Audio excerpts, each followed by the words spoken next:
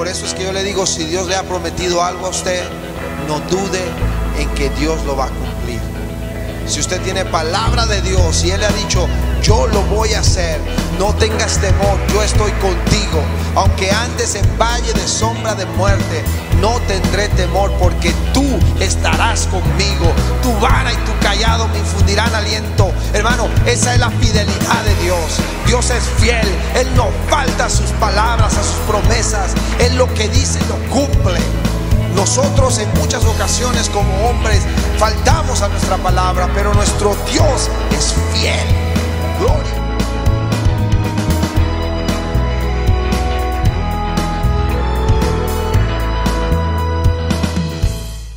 Y nos damos cuenta que a Dios no le conocemos, pero que Él se quiere manifestar a nosotros.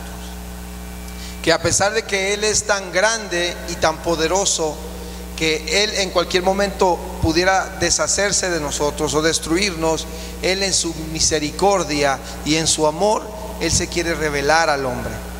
Y eso es muy grande, eso es muy poderoso, eso es de agradecerlo con todo nuestro corazón. Amén. ¿Cuántos dicen gloria al Señor por ese amor tan grande, por esa revelación? Un Dios invisible tratando de darse a conocer en una manera visible a los hombres. Hablamos de que Dios, por ser espíritu, no se le puede ver. Por eso fue que tomó forma de hombre. En otras palabras, Dios, siendo un espíritu, usted sabe, no puede verse a Dios en espíritu, pero Él decidió ponerse un traje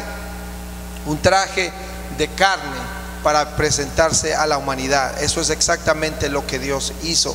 Porque si Dios en otro tiempo Él trató de hablarle al pueblo de Israel, Él trató de hablarles, y el mismo pueblo de Israel le dijeron a Moisés y tuvieron miedo y dijeron, no, que no nos hable de esa manera. No queremos oír la voz audible de Dios, sino que hable por medio de ti, de Moisés. Todos tuvieron miedo, y entonces Dios comenzó y siguió hablando con Moisés. Pero entonces, al ver esa necesidad que había de que el hombre tuviera una salvación, Dios se vistió de carne y bajo el nombre de Jesús vino a este mundo a redimirnos de nuestros pecados. Eso es mucho amor, eso es mucha misericordia, porque Él no tenía que hacerlo. Él no estaba obligado, pero por su amor a nosotros Él lo hizo. Entonces eso es lo primero que teníamos que asegurarnos para poder seguir con el estudio. Conocer de que nuestro Dios es todopoderoso. Vamos a iniciar entonces este estudio. El Dios único. Entonces, con eso en nuestra mente y reconociendo, hace 2 domingos que hablamos de los dioses que no son dioses, los dioses el pueblo de Egipto, nos damos cuenta que el único Dios verdadero es Jehová de los ejércitos, y ahora está bajo el nombre de Jesús. Y dice, estamos frente al interesante, profundo, importante y consecuencial de los temas de las Sagradas Escrituras. La redención es trascendental porque quien la hizo era Dios.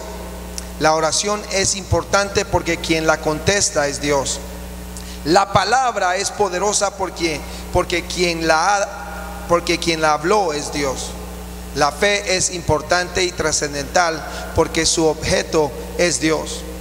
Todas las doctrinas de la Biblia giran alrededor de esta monumental verdad. Dios es soberano porque no existe nadie, ni dentro ni fuera de Él, con quien tenga que consultar.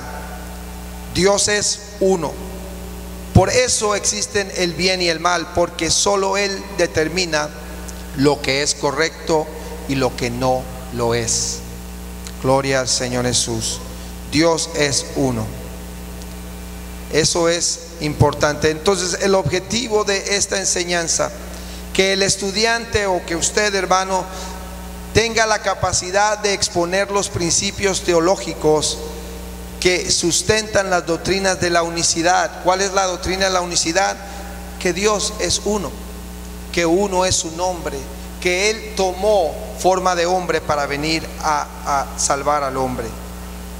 No le conocemos, pero es muy importante que entendamos que Él es uno y que Él es todopoderoso, como hablábamos el domingo pasado. Es importante identificar nuestra creencia como diferente a otras. Ahora vamos a entender qué es lo que creemos en esta iglesia. Panteísmo, del griego pan y todo, o sea, que significa todo, y teos, que significa Dios.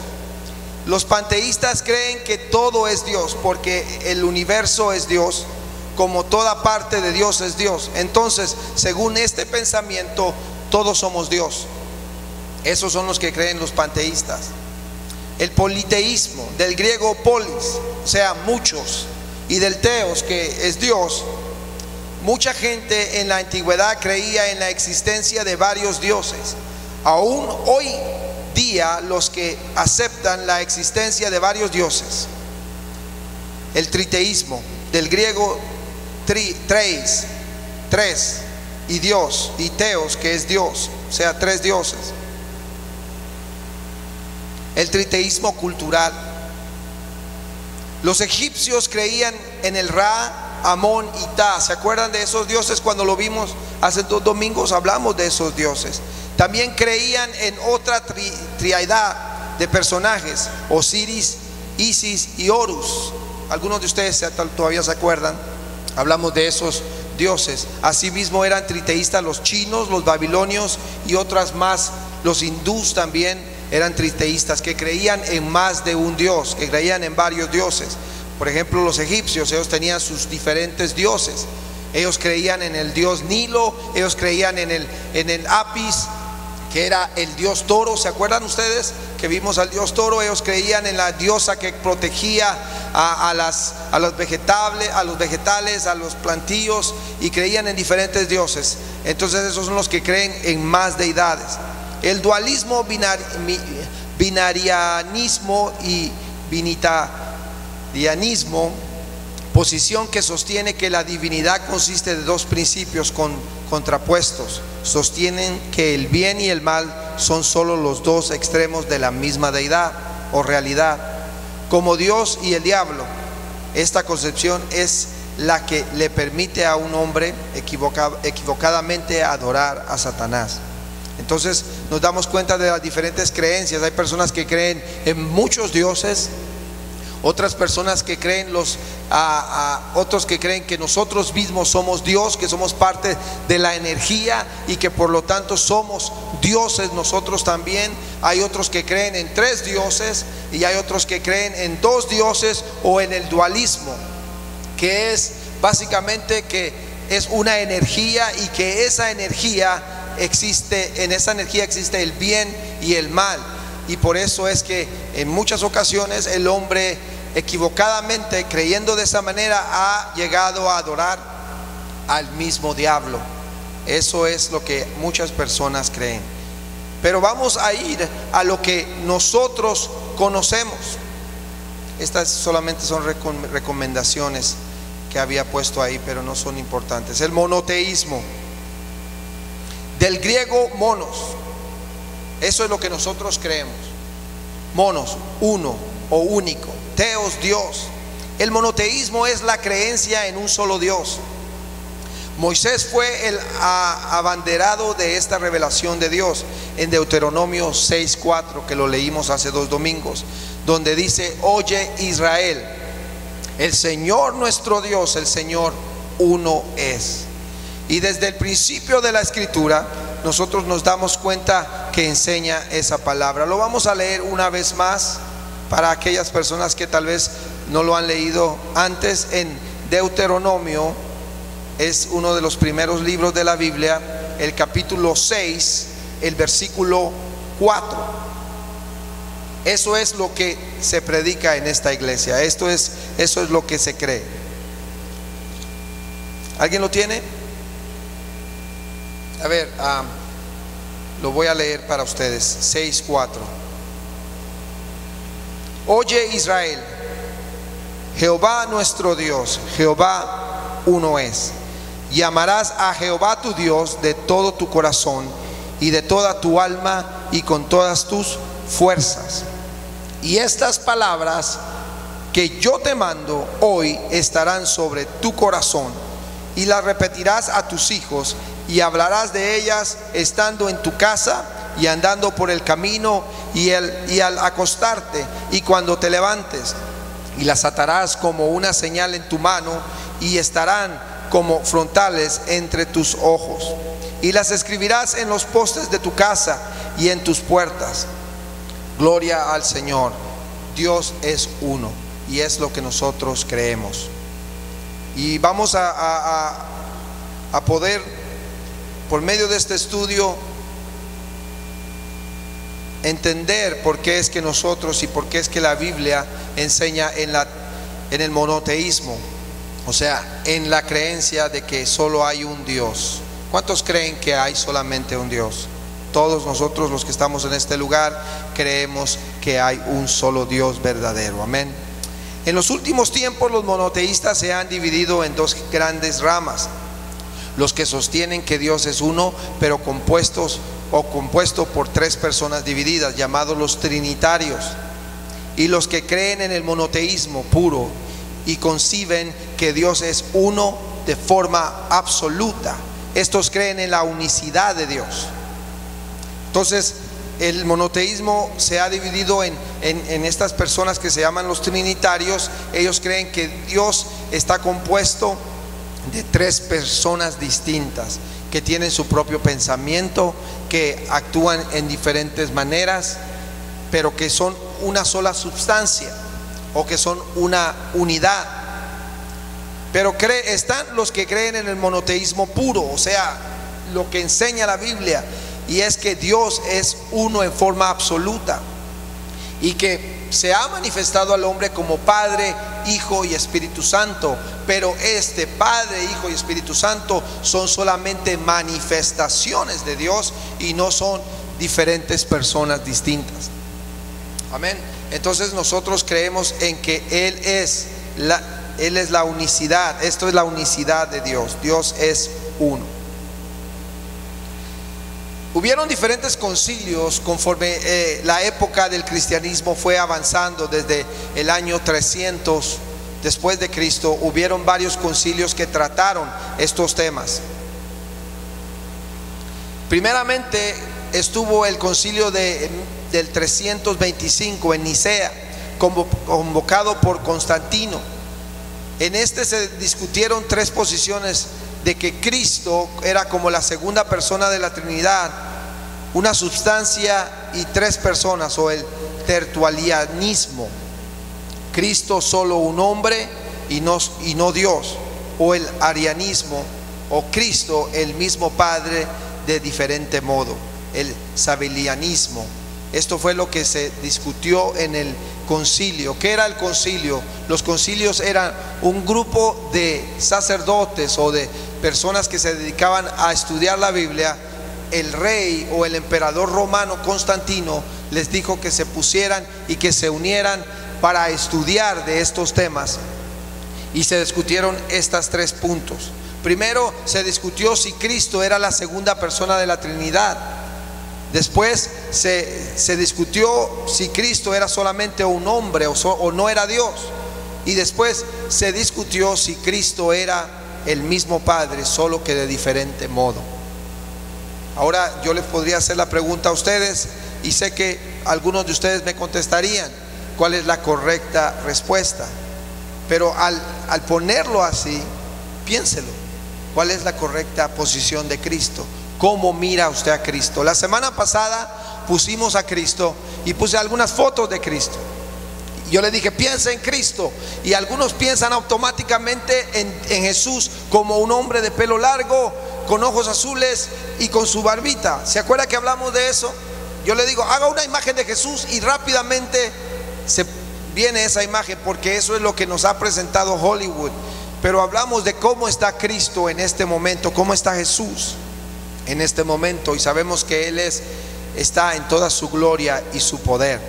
Entonces, a Cristo es el mismo Padre, solamente que Él se ha manifestado en carne. Gloria al Señor Jesús. Eso fue lo que se discutió en el concilio de Nicea. En el concilio de Constantinopla en el año 381 Macedonio, patriarca de Constantinopla, admitía la divinidad del Verbo, pero la negaba en el Espíritu. En Éfeso hubo también un concilio en el 431. Se definió la unidad de persona en Cristo. Condenó el eutiquianismo, que no reconocía en Cristo la distinción de las dos naturalezas perfectas. Sé que estos concilios, por eso lo estoy haciendo rápido para no entrar en mucho detalle, porque sé que tal vez usted hay cosas que tal vez no le parecen como que sean de mucha importancia, aunque cuando uno tiene que estudiar y prepararse para ser pastor o ser siervo, tiene que estudiar todo esto. Así que yo le estoy salvando mucho tiempo de estudio, así rápido. Resumen: en Constantinopla, en el año 553, fue el segundo concilio de Constantinopla. En Cristo se dice que en Cristo hay dos voluntades, como hay dos naturalezas. Se discutían estos temas y esto era lo que estaban tratando de averiguar, y por eso habían unos concilios que duraban meses. Y se hablaba que aunque sea una sola persona, que es la del Verbo, ¿cómo se puede notar? El tema de estos concilios gira en el torno al concepto de Cristo en la divinidad.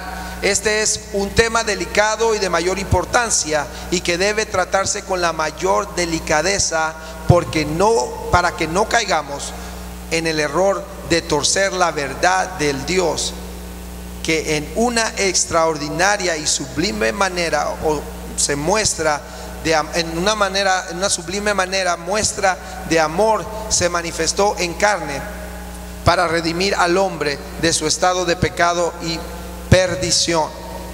Gloria al Señor Jesús. Entonces es muy importante que nosotros podamos definir cuál es la naturaleza y cuál es la posición de Cristo en la Biblia, qué es lo que enseña la Biblia acerca de Cristo. Gloria al Señor Jesús. La existencia del ser divino. La Biblia no produce argumentos para demostrar la existencia de Dios. Es lo que en una ocasión estábamos hablando en esta semana en uno de los estudios.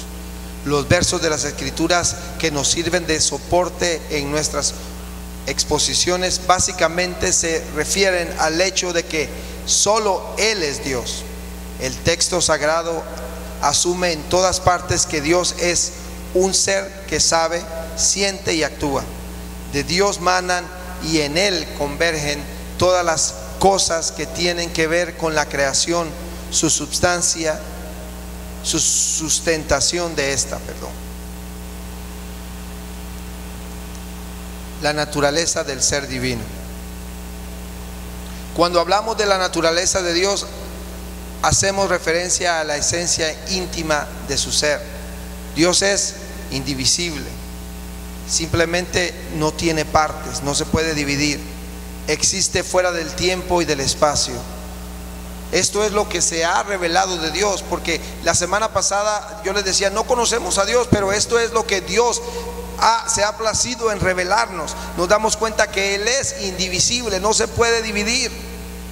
Entonces cuando nosotros tratamos de partir a Dios en tres personas, estamos dividiéndolo, pero Dios no se puede dividir, Él no tiene partes, y Él también, Él existe fuera de tiempo, Él no tiene espacio, Él no tiene principio ni fin. Por eso es que se llama el alfa y la omega, el principio y el fin. No hay principio para Dios. Amén, gloria a Jesús.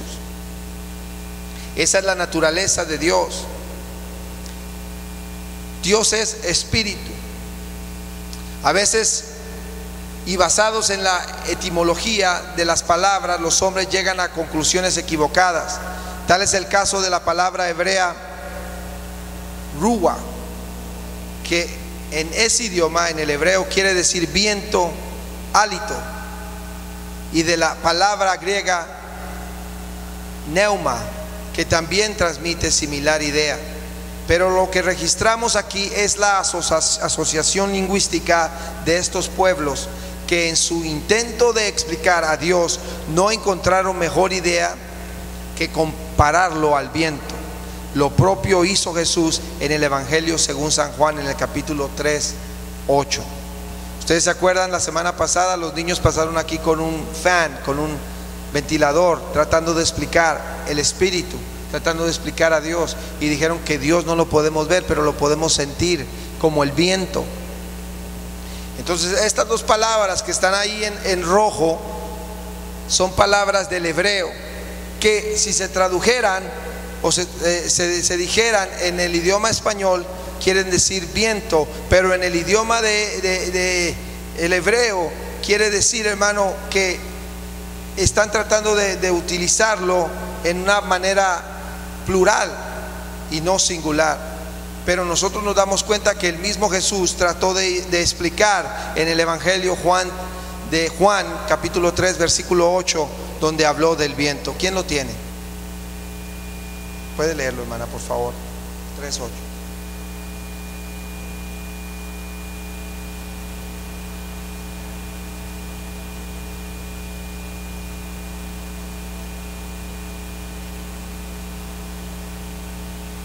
Amén. Así es. El viento sopla de donde quiere y sopla de aquí para allá. Así es todo aquel que es nacido del Espíritu. ¿Se da cuenta usted que esto, así el mismo Señor está hablando del Espíritu, que es como el viento, que sopla de donde quiere? Gloria al Señor Jesús. Dios es Espíritu. Se ha querido revelar el Espíritu y el viento. El viento sopla. Aquí está el versículo. Y no sabes, dice en el 5:8, el viento sopla de donde quiere y oye su sonido, mas ni sabes de dónde viene ni a dónde va. Así es todo aquel que es nacido del Espíritu. Entonces vamos a entrar, ya que no podemos ver a Dios y solamente se ha manifestado a nosotros por medio en carne, por medio de Jesucristo. Tenemos que entender que Dios tiene unos atributos que le hacen ser Dios, y que no hay nadie que posea estos atributos, o sea, estas características. Los atributos de Dios pueden definirse como las perfecciones de Dios reveladas en las Escrituras. Estas describen esencialmente lo que Dios es y cómo actúa. Vamos a ver lo que son los atributos de Dios. Esto en otra ocasión lo vimos, pero el Señor ha puesto en mi corazón que lo volvamos a ver. Los atributos de Dios se pueden calificar en atributos absolutos y en los atributos, gloria al Señor, morales. Atributos absolutos y atributos morales de Dios. ¿Cuáles son los atributos absolutos? Los atributos absolutos son aquellos que solamente le pertenecen exclusivamente a Dios. Solamente Dios los posee. Y los atributos morales son aquellos atributos que son solamente, que Dios le pertenecen a Dios, pero que Él los puede transmitir al hombre. Entonces están los atributos absolutos y los atributos morales. ¿Cuáles son los atributos absolutos? Solamente le pertenecen a Dios. Y los atributos morales son los que Dios puede compartir con el hombre. Entonces en esos atributos absolutos están la infinitud, autoexistencia, la eternidad, la inmutabilidad de Dios, la omnipresencia, la inmensidad, el conocimiento perfecto, o sea, la omnisciencia de Dios, el poder perfecto, o sea, la omnipotencia de Dios. Esos son los atributos que solamente le pertenecen a Dios. Ahora, estamos hablando, yo quiero que usted no pierda el hilo de lo que se está tratando aquí. Estamos hablando de conocer a nuestro Dios. Entonces, quedamos en el punto en que a Dios nadie le puede conocer en su totalidad, pero sí hay cosas que han sido reveladas al hombre y que podemos conocerlo. Por eso es que entramos a esta parte en la que podemos entender que hay solo un Dios y que este Dios se ha revelado al hombre y que tiene atributos absolutos que solamente le pertenecen a Dios. Nadie más posee estos atributos: infinitud, autoexistencia, eternidad, inmutabilidad, omnipresencia, inmensidad, conocimiento perfecto, o sea, omnisciencia, o poder perfecto, o sea, omnipotencia. ¿Qué significa cada una de estas palabras? Bueno, vamos a entrar después, pero antes vamos a hablar de lo que son los atributos morales, son los que se pueden comunicar. La santidad, Dios es santo. ¿Sabía usted que Dios es santo? ¿Qué significa santo? ¿Alguien que me pueda decir? Gloria al Señor, sin pecado, santo. La verdad, Dios es verdad. La justicia, el amor. ¿Hay alguien más que me pueda decir algún otro atributo que se le venga a la mente de los atributos morales? Yo quiero que usted en este momento, tal vez es una clase como un poquito aburrida y tal vez le causa un poquito de sueño, pero que usted le estoy presentando a su Dios, le estoy presentando a nuestro Dios, y esta es la manera en que nosotros podemos conocer a Dios. A Dios nadie le conoce de otra manera, es como la palabra de Dios lo ha revelado. Por eso es que podemos tomar interés en esta palabra y decir: sí, yo quiero conocer a Dios. ¿Nadie más sabe ningún otro atributo? La gracia, la misericordia, dice la hermana, la fidelidad, la santidad ya está. Gloria al Señor Jesús. La santidad, la verdad, la justicia, el amor, la gracia y la fidelidad. Esos son los atributos morales que Dios comunica al hombre. Amén. Si usted quiere después notas de esto, puede comprar el video. Borre eso, hermano. Estoy bromeando. Vamos a entrar a cada definición de lo que son los atributos absolutos de Dios. Infinitud. ¿Qué cree usted que significa la palabra infinitud? Que no tiene fin, correctamente. Perfección por la cual es libre de toda limitación. No tiene límite, no tiene fin. No hay límite para Dios. No hay hasta aquí. Dios es infinito. Esa palabra infinito, cuando estábamos haciendo competencia de niños y estábamos tratando de escoger el número más grande, uno decía 5, otro 10 y 20, así se iba, y uno decía infinito y ya ganaba porque era el número más grande. Así es Dios, es infinito, no tiene límite, no tiene fin. Es difícil para nosotros entender estos términos porque nosotros sí tenemos fin. Nosotros tenemos principio y tenemos fin, pero Dios no tiene principio y fin. Ahora usted podría decir: pero Jesús sí tuvo principio y fin. Claro, Jesús, el ministerio de Dios como hijo, como hombre, sí tiene principio y tiene fin, porque Él nació de la Virgen María. Él nació como hombre. El ministerio de hombre, esa manifestación. En otras palabras, Jesús es Dios manifestado en carne. Dios se puso el saco de hombre para redimir, pero va a llegar un día en que Él se lo va a quitar. Ya no va a necesitar ser hombre, porque ya todos sus hijos van a ser salvos. No sé si me explico. Amén, gloria al Señor. Entonces Jesús en su humanidad sí tiene principio y fin, pero como Dios, Él es infinito. Autoexistencia. ¿Qué es autoexistencia? A ver, alguien que me ayude, que me diga. Existe por sí mismo.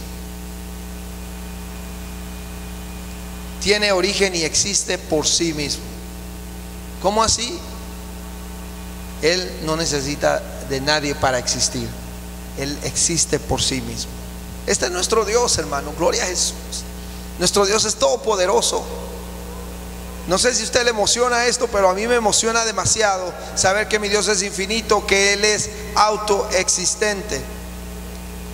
La eternidad, otro término que es muy difícil de comprender pensando humanamente. Él es eterno. La palabra es muy sencilla de entender. Él dice: no está limitado por el tiempo. No, Él existe. Antes, en el principio, creó Dios los cielos y la tierra. Ese fue el principio de los cielos y la tierra, pero no habla nada del principio de Dios, porque no hay principio en Dios, ni tampoco habla de el final de Dios, porque Dios no tiene fin. Muy difícil de entender estos términos, ¿verdad? Son cosas muy grandes, demasiadas para mí, decía el salmista, muy elevadas, pero gracias a Dios, porque en esta tarde nosotros podemos estudiarlo y tratar de poner nuestra mente finita en él. Inmutabilidad. ¿Qué es inmutabilidad? Que no cambia. Él no cambia. Él es Dios, es inmutable, nunca cambiará. Él será mi roca, Él me cuidará, dice el canto. Dios es inmutable. No, nosotros somos mutables porque nosotros cambiamos a veces de parecer. Hoy estamos contentos, hoy estamos tristes. Dios no anda cambiando de parecer. Dios no cambia, hermano. Él es sin cambio, no cambia. Hace referencia a la naturaleza inalterable de Dios. Después está la inmensidad. Significa que Dios no está limitado por el espacio, es decir, que Dios trasciende el espacio. Hay una parte en la Biblia que dice: los cielos de los cielos no te pueden contener, decía Salomón. Los cielos de los cielos no te pueden contener, porque Él es inmenso. Términos que nosotros aprendemos a hablar delante de la presencia del Señor. Él es inmenso. La omnipresencia significa que Dios está en todo lugar. Dios está en todo lugar. Este atributo le permite a Dios estar en todas partes. En el Salmo 139, 7 al 10. La omnisciencia. Todo lo sabe. Si usted está tomando notas, usted puede después buscar estos versículos por su lado. No sé, se quedó trabado. Gloria al Señor. El conocimiento como que no quiere, la computadora necesita ya un nuevo upgrade. Aquí está. El conocimiento perfecto de Dios se llama omnisciencia. Dios se conoce a sí mismo y a los demás. Conoce todo lo que sucede en presente, pasado y futuro. Sabe lo que es real y lo que es posible. Salmo 139, 1 al 4. Él todo lo conoce. Conoce nuestros pensamientos. Conoce lo que usted está pensando en este mismo momento. Él lo conoce todo. Él es todo conocedor, hermano. Gloria al Señor. Él conoce todo. Poder perfecto, o sea, la omnipotencia de Dios. También se le conoce como la omnipotencia. La Biblia menciona a Dios como el Todopoderoso, el Shaddai. Dios puede realizar todo lo que está presente en su voluntad.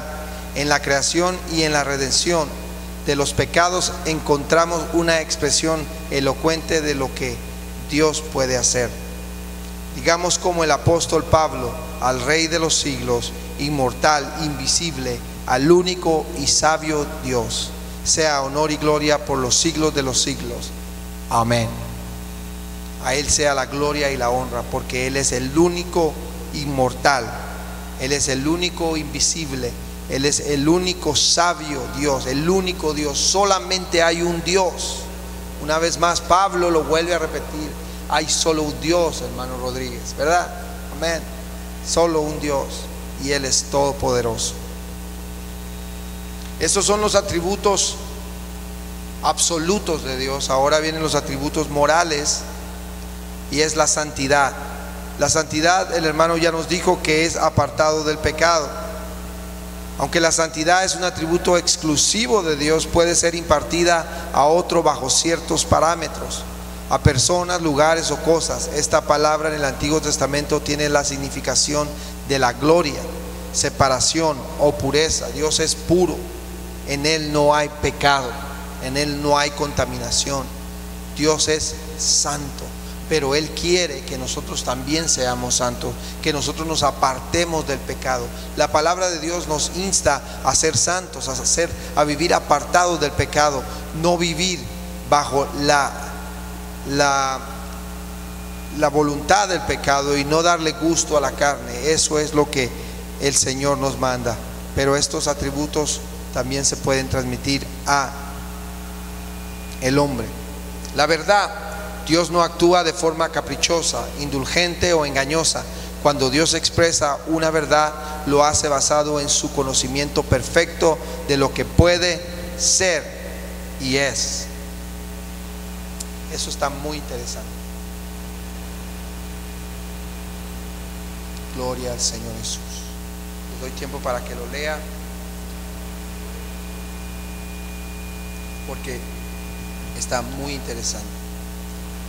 Cuando Dios expresa una verdad, lo hace basado en su conocimiento perfecto de lo que puede ser y es. Gloria al Señor. Esa es la verdad. Está la santidad, la verdad, la justicia.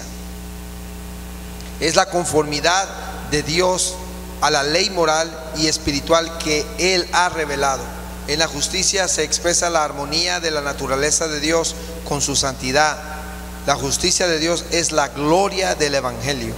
Romanos 1:7. El amor. Dios es amor, dice la palabra de Dios. Lo habla en Primera de Juan. El amor, esta que es una de las características primordiales de la naturaleza de Dios, en la que Él expresa no un impulso emocional, sino un afecto racional y voluntario. Se traduce en benevolencia. Algunos tratan el tema como la bondad de Dios. Entonces conocemos a Dios. Muchas cosas Él nos ha revelado de Él. Él es justo, Él es amor, Él es santo, Él es la verdad. ¿Se da cuenta qué lindo es nuestro Dios, cómo se ha revelado a nosotros? Gloria a nuestro Dios poderoso. Y todo eso lo puede transmitir al hombre, porque estos son sus atributos. Gloria al Señor Jesús. Morales, la gracia de Dios. Mas Dios muestra su amor para con nosotros en que, siendo aún pecadores, Cristo murió por nosotros. Los actos misericordiosos de Dios son su expresión de su gracia. Esos son los actos misericordiosos. Él tiene gracia, Él tiene misericordia. La hermana estaba hablando de la misericordia. Dios tiene misericordia. Él es gracia para con nosotros. Eso es lo que hace Dios. La fidelidad de Dios. ¿Alguna vez usted ha clamado a esa fidelidad de Dios? ¿Alguna vez usted cuando se ha puesto a orar, cuando se ha puesto a darle gracias a Dios? Yo no sé si usted lo ha hecho, pero yo lo he hecho en mi corazón y le he dicho: gracias, Señor, porque tú eres fiel. Tú eres fiel. Y hay un canto que cantan unos hermanos y dicen: fiel, fiel, tú has sido fiel. Aunque el mundo dé una vuelta atrás, dice, tu amor nunca me va a dejar. Fiel, tú has sido fiel. Dios es fiel. La fidelidad de Dios, aunque todos estén en contra de nosotros, aunque todos nos dejen, dice la palabra de Dios, aunque tu madre y tu padre te dejaren, con todo eso me levantará el Señor, me levantará Jehová. Dios es fiel. Tal vez alguien nos ha dejado, tal vez alguien nos ha engañado, pero Él permanece fiel. Gloria al Señor Jesús. Este atributo se muestra en todo lo que Dios hace en relación a sus criaturas. Cumple siempre lo prometido.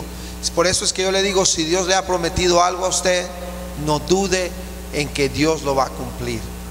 Si usted tiene palabra de Dios y Él le ha dicho: yo lo voy a hacer, no tengas temor, yo estoy contigo. Aunque andes en valle de sombra de muerte, no tendré temor, porque tú estarás conmigo. Tu vara y tu callado me infundirán aliento. Hermano, esa es la fidelidad de Dios. Dios es fiel. Él no falta a sus palabras, a sus promesas. Él lo que dice lo cumple.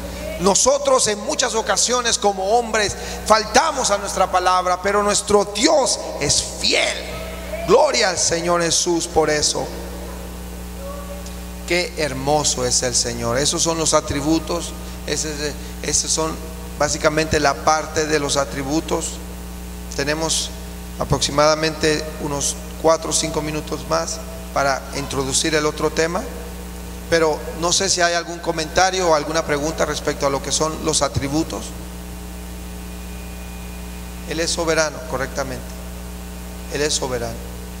Él es todopoderoso, Él es grande, Él es maravilloso, Él es soberano. Pero estos son los atributos que le pertenecen a Dios, morales y absolutos. ¿Cuáles son los absolutos? Solamente Dios es omnipotente, solamente Dios es omnipresente, solamente Dios, hermano, todo lo sabe. Pero los atributos morales son aquellos que se pueden comunicar. Él es santo, Él es amor, Él tiene gracia, Él es fiel. Gloria al Señor Jesús. Qué hermoso es nuestro Dios. ¿Se da cuenta que sí le podemos conocer? ¿Se da cuenta que sí se ha manifestado a nosotros? ¿Se da cuenta que nuestro Dios, Él podía haber escogido no revelarse al hombre y dejarnos en la incógnita y dejarnos vivir sin propósito y sin razón de ser? Pero gracias al Señor que sí tenemos razón y propósito de ser, y que nuestro Dios ha revelado un poco de su majestad y de su gloria a nosotros, y por eso en este momento podemos decir: gracias, Señor, porque te has revelado a nosotros, y por medio de sus atributos hemos aprendido y hemos sabido de que Él existe y que Él es. Gloria al Señor Jesús. Dios no tiene límite, no tiene fin. Él es para siempre. Gloria al Señor Jesús. Podemos darle un aplauso al Señor.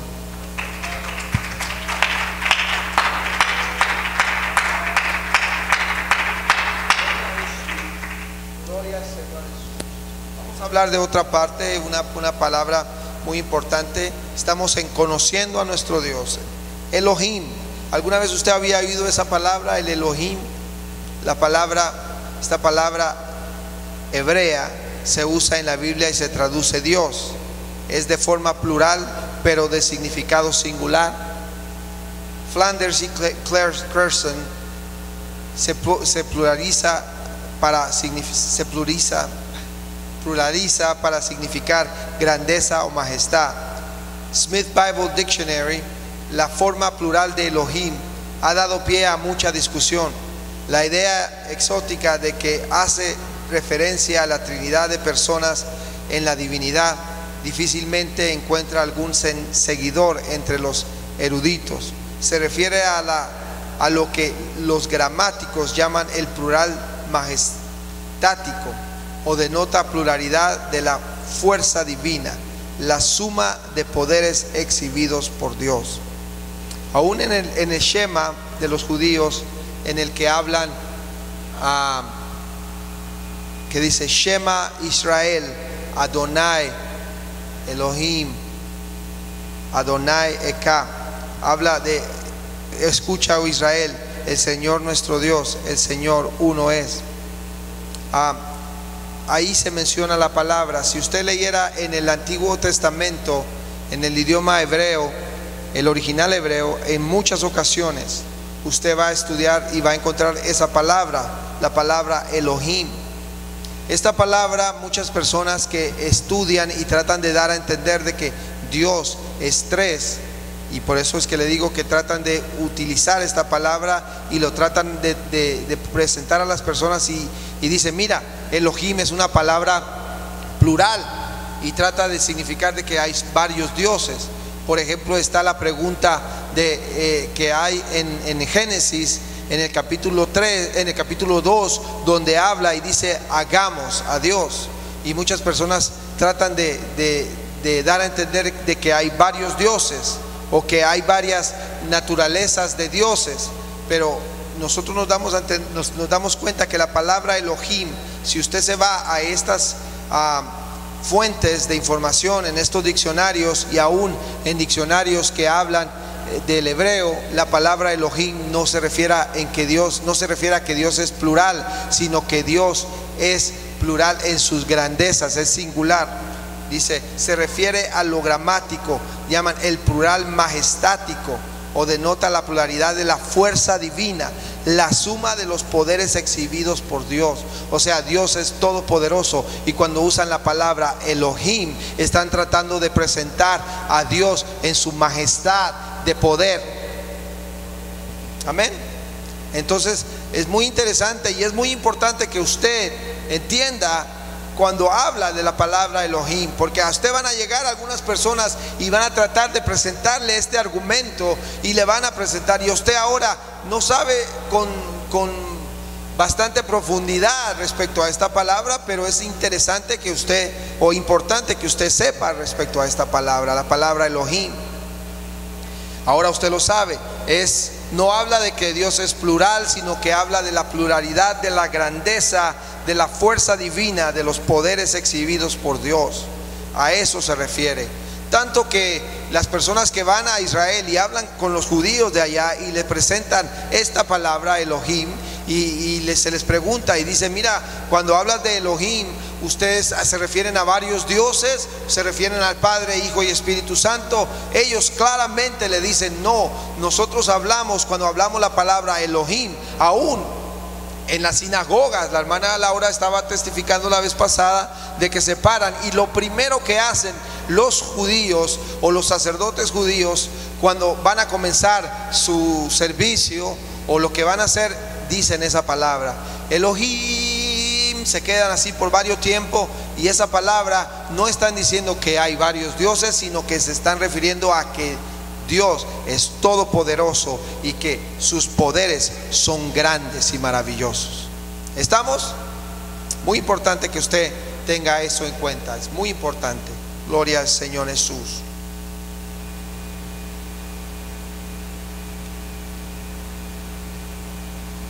Una aclaración filológica: comparemos varios nombres que se le dan a las divinidades. Zeus, nombre griego de la divinidad.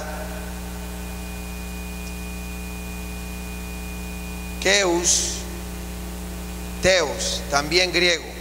Deus en latín y Dios en castellano. Sin mucho esfuerzo nos daremos cuenta que estas palabras están morfológicamente emparentadas en lo que representan y significan. Se están refiriendo a Dios. Entonces es muy importante que nosotros entendamos esto. Esta es una concordancia de la Biblia. Este plural, estamos hablando, puede significar una deliberación de Dios con su corte celestial. En la versión griega seguida por la Vulgata, el salmo citado en Hebreos 2:7 es así entendido por nuestro texto. Bien expresa la majestad y riqueza interior de Dios, cuyo nombre común en hebreo es la forma plural Elohim.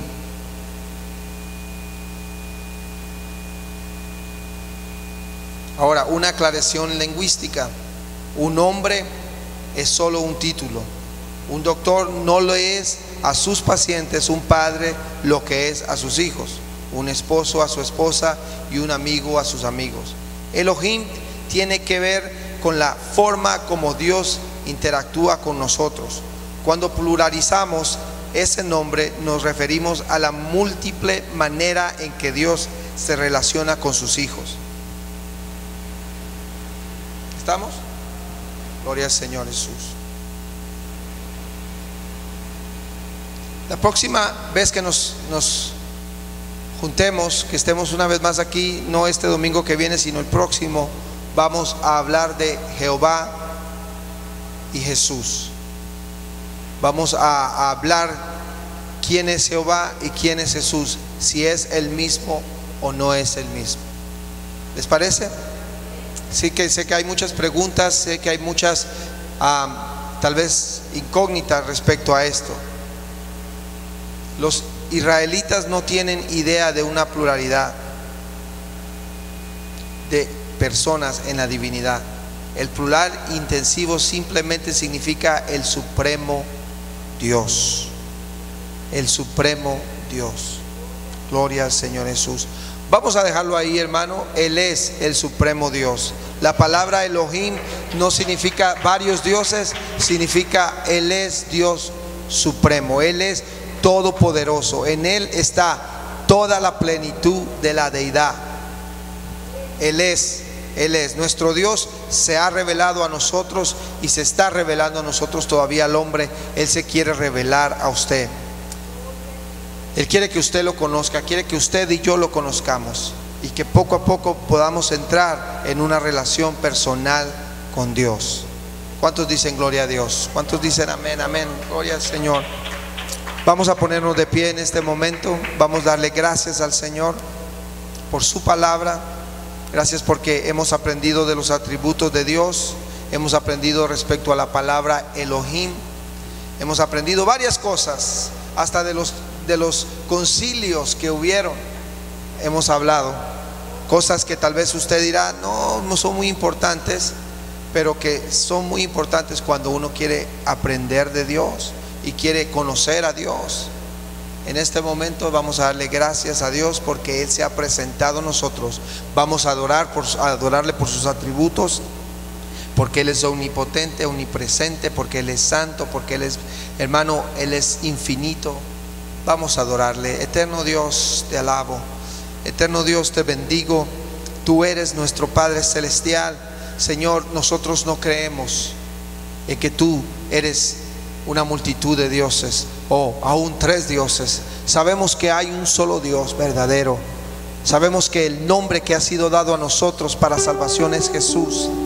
Entendemos que no hay otro Dios en este mundo ni en el universo, que tú eres el único y sabio Dios, el único Dios verdadero. Yo vengo a adorarte, vengo a alabarte porque tú has sido fiel, porque tu gracia me ha, Señor, sostenido, porque tu mano poderosa se ha manifestado sobre mi vida y porque hoy, Señor, yo puedo alabarte y glorificarte, porque hoy, Señor, yo puedo venir a aprender de ti, al Dios no conocido, a ese mismo Dios. Padre Santo, nosotros podemos alabar. Muchos dioses, Señor, el hombre se ha tratado de levantar, pero nosotros conocemos al único y sabio Dios. Tú eres el Dios poderoso, tú eres el Santo de Israel, tú eres Elohim, tú eres Adonai, tú eres, Señor, El Shaddai, tú eres, Señor Jesús, todopoderoso para nosotros. Te alabamos, te exaltamos, bendito Dios. Gracias por la manifestación plena y más grande que tú tuviste con el hombre al manifestarte en Jesús, a manifestarte, Señor, como hombre a esta humanidad para salvarnos de nuestros pecados. Hoy y siempre te bendigo y te exalto, Señor, en el nombre de Jesús, en el nombre de Jesús. Amén.